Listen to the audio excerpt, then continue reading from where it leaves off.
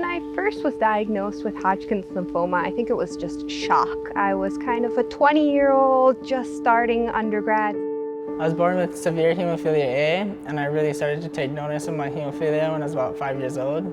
Growing up, I had to adjust my lifestyle very differently from the other kids. I had to be very conscious about what I was doing all the time.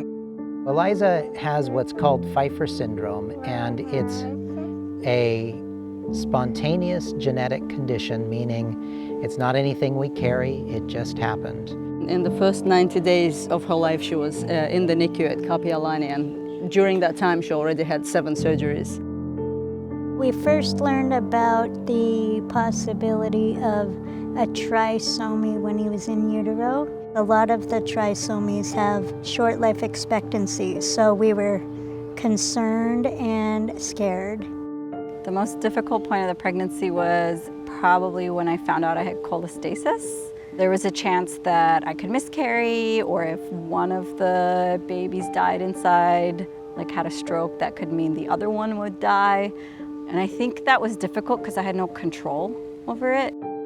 In the middle of the night, I woke up and heard him take a breath, and then he stopped. My husband turned on the light and he was turning blue, and that's when it just kind of like bombarded us with all of the medical things to come after that.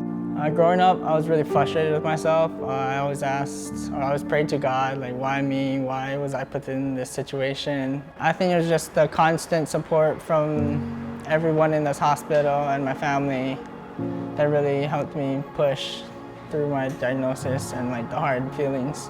I think I felt a sense of hope pretty quickly in the process. That first meeting with Dr. Glazer, he kind of put all the information down. He provided us with a roadmap of what the next steps were, and just knowing that next step really put our fears at ease that we had a plan going forward.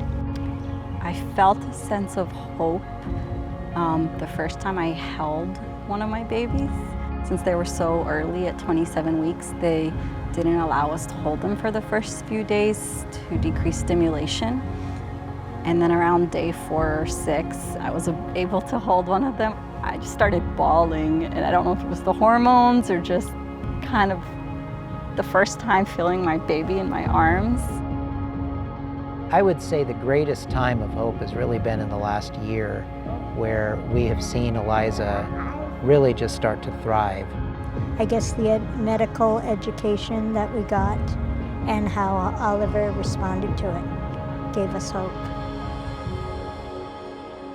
Being on the Wall of Hope, I think, is an exceptional opportunity to be an inspiration to other families that are going through similar things.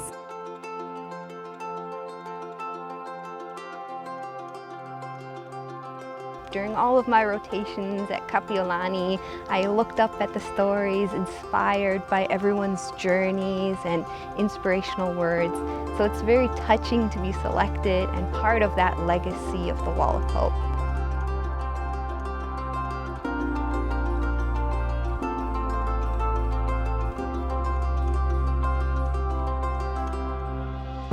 When we first got the phone call to say that Eliza was chosen for the Wall of Hope, it was an amazing feeling, that because I loved reading all those stories and seeing how kids have grown up and what they went through and how much strength they all had. It's an honor and privilege that Eliza can be an encouragement to other families and to other children, and because she's just amazing, you know, that's Eliza. She's determined, she's passionate, she loves life.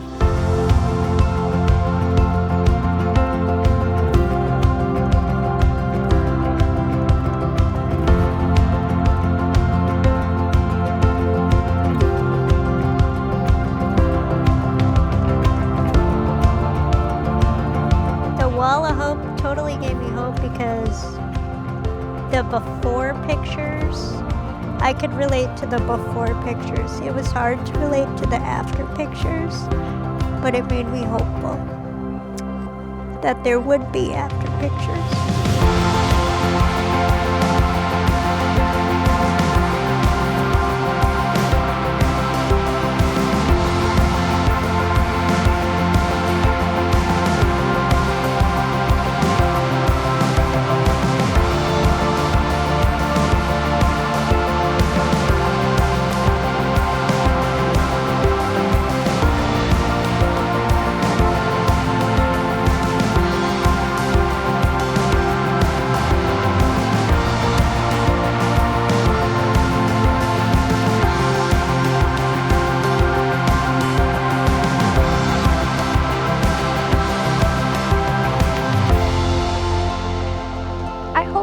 every story inspires someone to kind of see that they're supported by the team. There is a whole army of medical professionals behind them, from nurses, social workers, nurse coordinators, and everyone's cheerleading them on, rooting them on, and you're not alone. Today I'm in graduate school doing my master's degree in business analytics at New Jersey Institute of Technology. And I'm also on their Division I men's volleyball team. I think the number one piece of advice I would give to someone with hemophilia is that everyone has their obstacles in life. This is just yours. God has given it to you, and you just have to deal with it and try to live a normal life.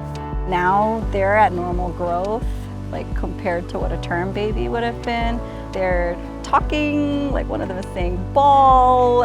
It's just so exciting to see how they're developing. Today I'm doing good. I'm in my last year of medical school, graduating in a few months. I'm hopefully going to be an oncologist in the future, largely influenced by the large role model Dr. Glaser had in my life. The advice I would give other families is to not assume that your child's path is going to be like anybody else's. Believe in your child's strength, because there's honestly a path for each person, and you just have to embrace it.